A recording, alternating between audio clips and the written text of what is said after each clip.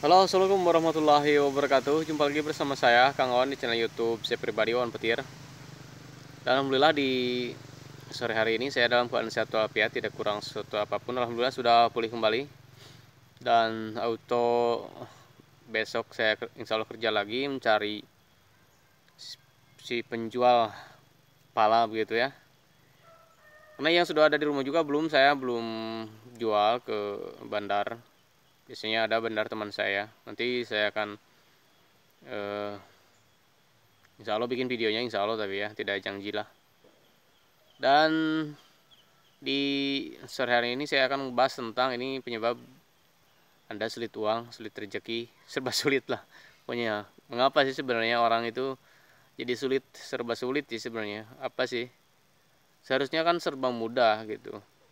Serba mudahnya emang harus serba mudah. Saya tidak menganjurkan Anda serba susah. Walaupun Anda itu menyalahkan keadaan, misalkan Anda nggak punya tanah lah, nggak punya, itu bukan salah sebenarnya. Yang jadi masalah dari Anda sendiri, itu mindset Anda sendiri itu banyakkan berpikir positif atau negatif. Kalau Anda banyakkan pikiran Anda negatif, ya otomatis Anda bakal serba sulit di semua bidang, bukan satu bidang pertanian ya, semua bidang. Nah, di video kali ini saya akan ngebahas tentang apa saja yang membuat orang itu sulit uang, sulit rezeki, dan serba sulit. Pertama, yang menjadi faktor utama adalah malas gitu ya. Hal malas ya, orang kalau udah terkontaminasi penyakit malas ini berbahaya sekali gitu. Karena apa-apa ya uangnya recehan atau apa-apa malas. Ini itu malas, gak mau ya. Diam aja. Itu berbahaya itu. Jadi kalau untuk menghilangkan rasa malas, caranya ya Anda itu harus bergerak gitu. Kalau nggak bergerak gimana? Itu kalau malasnya banget gitu, kebangetan ya, jadi diam aja ya. Kalau misalkan kalau saya pribadi kan orangnya, kalau malas enggak, kerja keras juga enggak, jadi sedang-sedang saja gitu. Jadi diam enggak saya kan, terus kerja keras banting tulang seperti yang lain. Totalitas misalkan 18 jam dalam satu hari kerjanya, enggak juga saya. Biasanya kalau hari-hari biasa sih sampai jam 17 sore itu atau 16 sore begitu kan. Seperti itu saya. Jadi saya sederhana aja, karena kan kalau terlalu totalitas kerjanya lebih keras gitu, nanti berdampak buruk kepada kesehatan kita juga begitu kawan. Ya, yang kedua yang menyebabkan seseorang itu sulit uang itu dia itu gengsi ya, gengsi ya. Jadi kalau gengsi itu apa-apa dikatakan malu sama ucapan tetangga gitu, malu sama kata orang, malu kata kata mantan mantan suami gitu atau mantan pacar gitu. Itu penyebabnya jadi gengsi begitu. Kalau udah berumah tangga itu biasanya gengsi selalu ada itu di sekitaran, apakah di dirinya sendiri atau di pasangannya, misalkan istrinya gitu. Karena dia gengsi dulu punya suaminya orang sedikit-sedikit terhormat gitu. Kalau nikah suami barunya ya seorang pemulung misalkan ya, itu kan halal, atau tukang bangunan atau jualan keliling. Jadi misalnya keluar pembicaraan dari sang istrinya, mas jangan gue jualan keliling lah, malu sama kata tetangga, malu sama orang lain gitu. Jadi selalu malu walaupun kegiatannya positif gitu. Malu itu bisa terjadi kalau misalkan pencuri gitu. Jadi pencuri itu harus malu benar. Kalau kegiatannya dalam posisi positif, ngapain gitu kan? Itu dalam posisi halal gitu kan. Itu yang kedua. Yang ketiga, membatasi diri bergaul gitu kan. Itu tentunya dalam membatasi diri bergaul ini memang harus dibatasi, cuman jangan terlalu terkurung gitu. Jadi gaul itu harus dibatasi dengan orang-orang tentunya yang positif ya. Saya katakan positif karena kalau bergaul dengan orang negatif, kita itu akan terbawa arus begitulah, mau tidak mau. Atau dicap nantinya, dicap kita itu bergaul sama orang yang negatif ya, kita itu dicap negatif gitu kawan. Jadi tiga hal tersebut bisa menjadi faktor sulit uang. Yang keempat, kita itu tidak memaksimalkan peluang gitu. Jadi peluang apapun harus kita maksimalkan.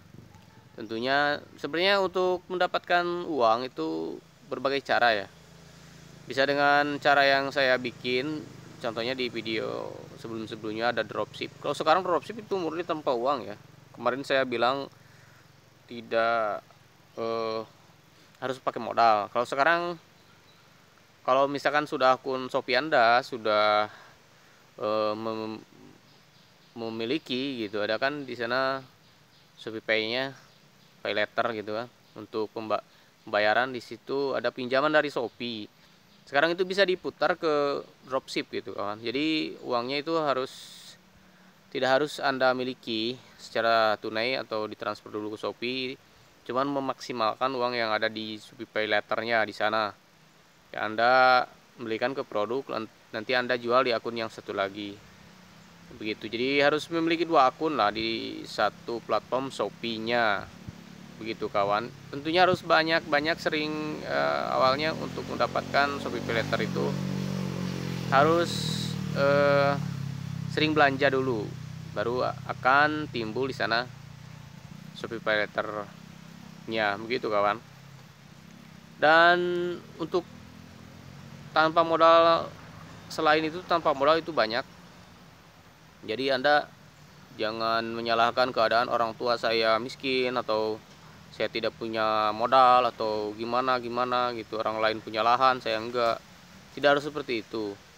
Makanya kalau Anda jeli, misalkan seperti kemarin yang saya ajarkan di video sebelumnya, untuk mendapatkan uang itu cukup Anda dengan memposting